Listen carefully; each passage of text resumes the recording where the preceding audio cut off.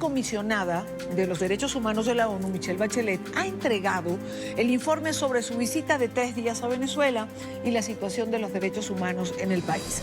En este documento de 18 páginas, que será oficialmente presentado mañana viernes, la delegada concluye que hay elementos que permiten comprobar las graves violaciones a los derechos fundamentales por parte del régimen de Nicolás Maduro. Además, señala que existe una militarización de las instituciones, que los programas sociales fueron utilizados de forma discriminatoria. El régimen no adoptó las medidas necesarias para enfrentar la crisis humanitaria. Existen, continúa el informe, persecuciones por motivos políticos y ejecuciones extrajudiciales. Organizaciones no gubernamentales como Human Rights Watch le han exigido a Michelle Bachelet entregar el reporte a la Corte Penal Internacional para que se enjuicie a Nicolás Maduro por violación a los derechos humanos. Nos acompaña a esta hora Tamara Sujú, representante diplomática de Venezuela ante la República Checa, activista por los derechos humanos y directora del Instituto CASLA.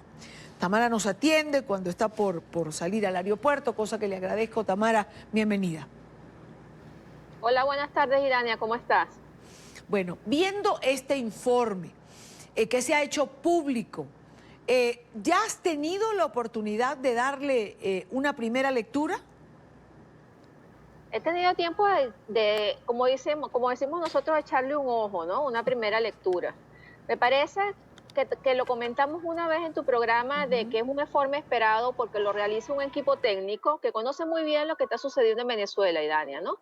Es decir, el equipo técnico del antiguo alto comisionado que produjo 2 informes contundentes y del antiguo, o sea, es un equipo que siempre está en esas oficinas y conoce muy bien las realidades, lleva lo que es detenciones arbitrarias, la relatoría contra la tortura, todos trabajan en conjunto para realizar este informe, por eso que yo decía que había que esperar el informe técnico, porque ellos tienen muy claro la realidad, aparte de que estuvieron trabajando en el terreno. Ahora bien, ya sabíamos lo de las ejecuciones extrajudiciales, ya sabemos lo de la manipulación de la alimentación con las bolsas CLAP y el carnet de la patria, ya sabemos los encarcelados políticos, la persecución, la represión, el sistema de salud, las torturas. Es bueno que haya mencionado exactamente cómo son las torturas, mencionó cómo son los métodos, mencionó la violencia sexual, etcétera, ¿no? Lo que quiero criticar en este sentido es, primero, que la nota de prensa dice que espera que quienes tienen el poder de cambiar las cosas puedan coincidir para solventar la crisis. Y no nos olvidemos que la crisis solamente está ejecutada por un solo lado, que es el lado de la tiranía, que es el lado de la dictadura, ¿no?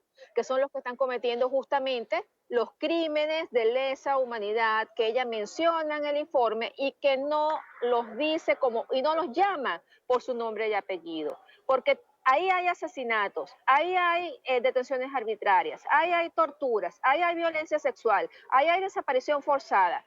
Esos son crímenes de lesa humanidad, Idania. Ok.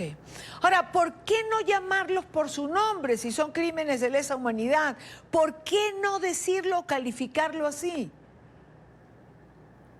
Bueno, porque precisamente ahí el detalle de lo que es la diferencia entre lo que es Naciones Unidas y el Alto Comisionado y lo que es la Corte Penal Internacional, ¿no? Es decir, a los organismos internacionales que no son la Corte Penal Internacional, ellos pueden hacer referencia de que hay posibilidad de que se haya cometido crímenes de lesa humanidad, pero quien califica el crimen de lesa humanidad es la propia Corte Penal Internacional cuando determina que son crímenes de lesa humanidad, pero ellos pueden, como hizo el alto comisionado anterior, decir que posiblemente se cometieron crímenes de lesa humanidad sin calificarlos. A la señora Bachelet, por supuesto, le correspondía hacer esto en el informe, ya que además es 3 veces peor de los informes anteriores del alto comisionado, porque han sucedido cosas peores a medida que ha pasado el tiempo. Entonces, bueno, también nos queda otra cosa. También ella insta al régimen a que cese la violencia, a que cese la represión y a que libere los presos políticos.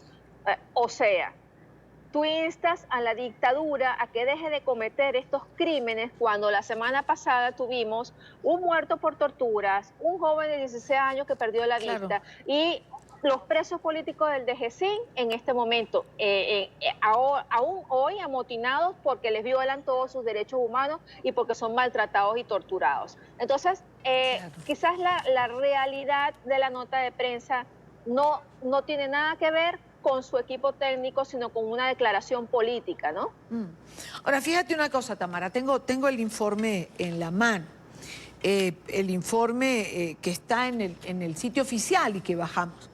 En el párrafo 5, la comisionada hace referencia a que el gobierno aceptó otorgar a la Comisión de Derechos Humanos acceso pleno a los centros de detención para monitorear las condiciones de los detenidos y hablar con ellos.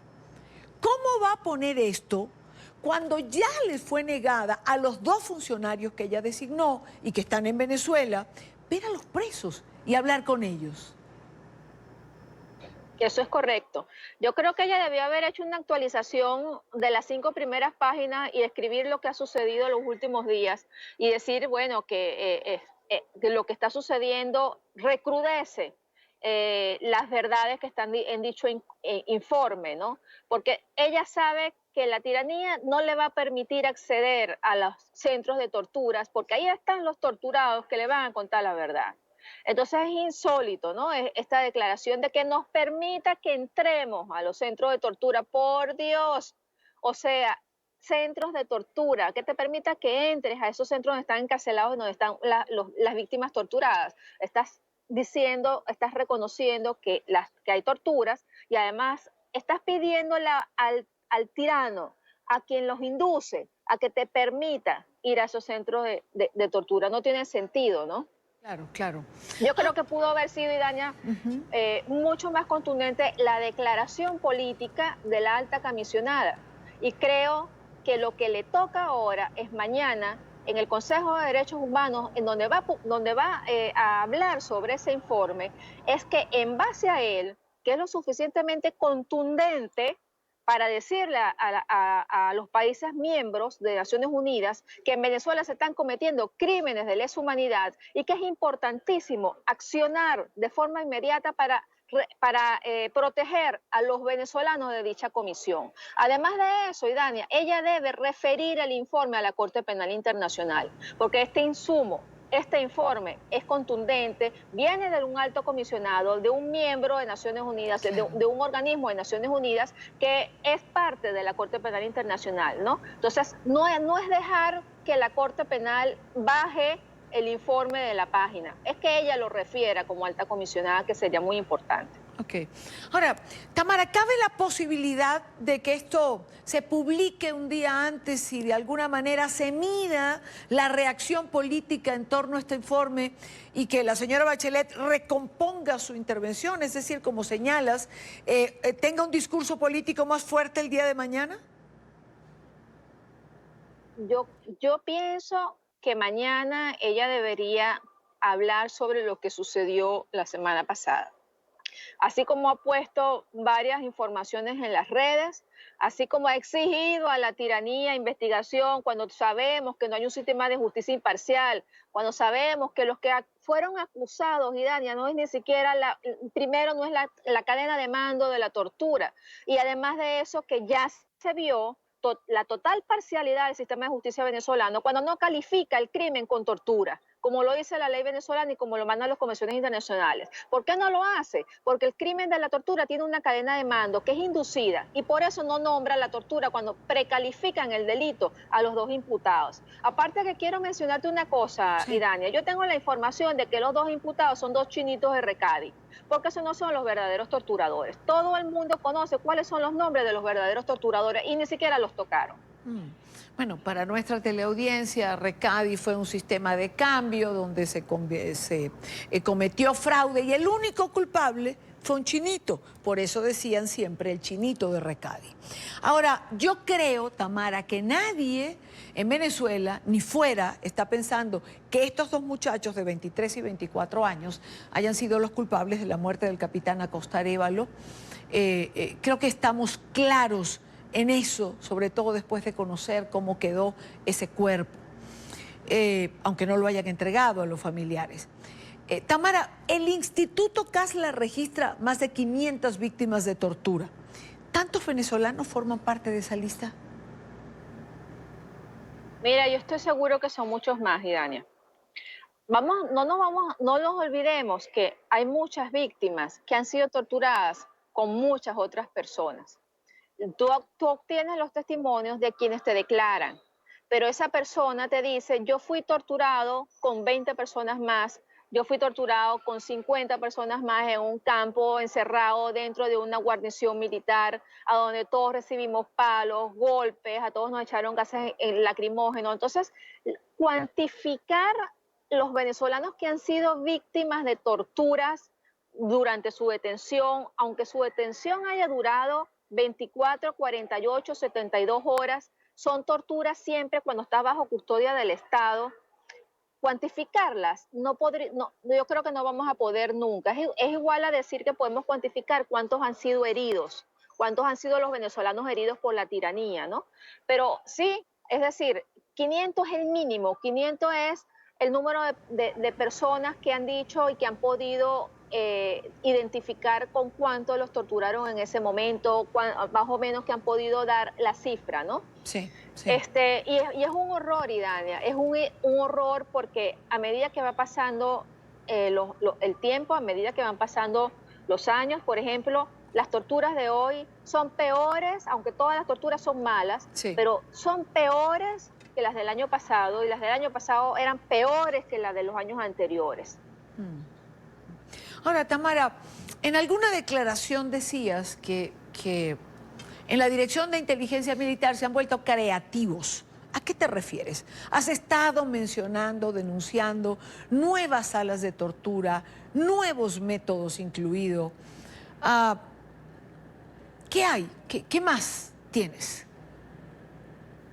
Bueno, porque parece que causar el dolor que causaban con los métodos y en los lugares anteriores no les basta, ¿no?